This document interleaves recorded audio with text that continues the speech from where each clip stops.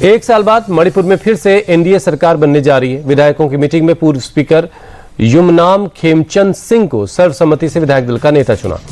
BJP ने हालात को बैलेंस करने के लिए बड़ा दांव खेला है। पार्टी ने मैतेई और कुकी से और नागा समुदाय के नेताओं को सत्ता में साथ लाने की रणनीति बनाई है।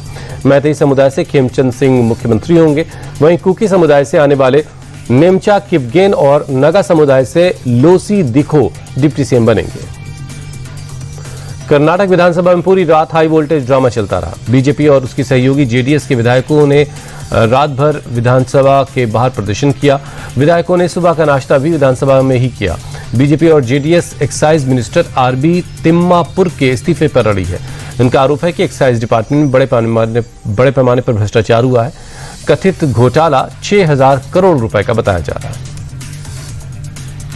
बिहार के मुख्यमंत्री नीतीश कुमार जल्द ही बुलेट प्रूफ रेंज रोवर गाड़ी में सफर करते नजर आएंगे। बिहार सरकार ने 4 high security bullet proof range rover SUV खरीदने को मंजूरी दे दी है।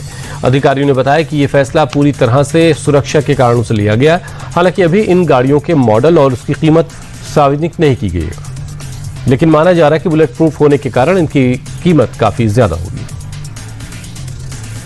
भारत अमेरिका ट्रेड डील के बाद विदेश मंत्री जयशंकर और अमेरिकी समकक्ष मार्को रूबियो की पहली मुलाकात हुई। अमेरिका ने भारत पर लगाए हैं गए 50% टैरिफ को मंगलवार को घटाकर 18% कर दिया। इसके बाद करीब 6 महीने से दोनों देशों के बीच रिश्तों में जारी तनाव में कमी आने और रिश्तों में सुधार की उम्मीद है।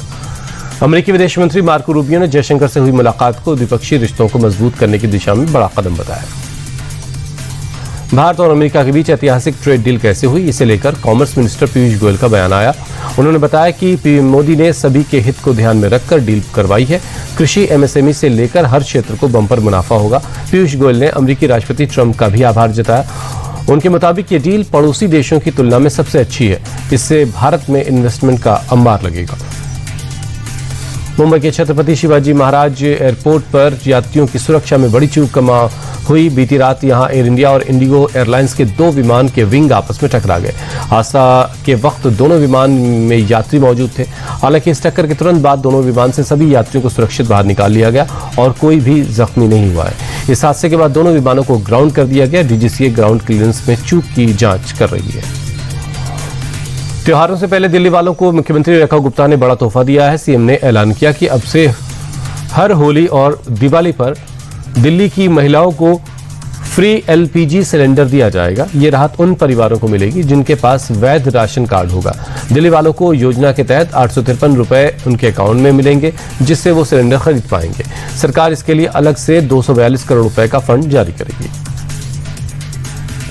छत्तीसगढ़ के सीएम विष्णुदेव साय ने राज्य के पहले स्पेस सेंटर का उद्घाटन किया। नवा रायपुर के राखी गांव के शासकीय उच्चतर माध्यमिक स्कूल में सेंटर का उद्घाटन किया गया। इस दौरान मुख्यमंत्री के साथ ग्रुप कैप्टन शिवांशु शुक्ला भी मौजूद थे।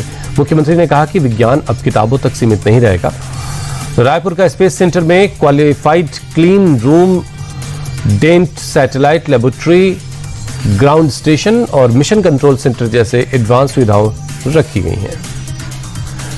डीआरडीओ ने ओडिशा के चांदीपुर में सॉलिड फ्यूल डक्टेड रामजेट तकनीक का सफल परीक्षण किया। ये स्वदेशी तकनीक लंबी दूरी से हवा में मार करने वाली मिसाइलों को सुपरसोनिक रफ्तार देगी। इस सफलता से भारत अब उन चुनिंदा देशों में शामिल हो गया जिनके पास अपनी रामजेट पावर है। अब भारतीय मिसाइलें दुश्मन के विमानों को नो एस्केप जोन में फंसाकर पल भर में तबाह कर देंगी। Mumbai Ahmedabad bullet train project ने एक और मील का पत्थर छू लिया है। पालघर के घने जंगलों के पहाड़ी इलाकों में बन रहे MT6 टनल का ब्रेक थ्रू पूरा हो गया। इससे सुरंग में ट्रैक बिछाने का काम अब आसान हो जाएगा। बुलेट ट्रेन प्रोजेक्ट के तहत महाराष्ट्र में 7 सुरंगें बन रही हैं। MT6 टनल में ब्लास्ट के दौरान रेल मंत्री अश्विनी वैष्णव भी मौजूद थे। सभी ने भारत माता की जय के नारे लगाए और मूवमेंट को सेलिब्रेट किया।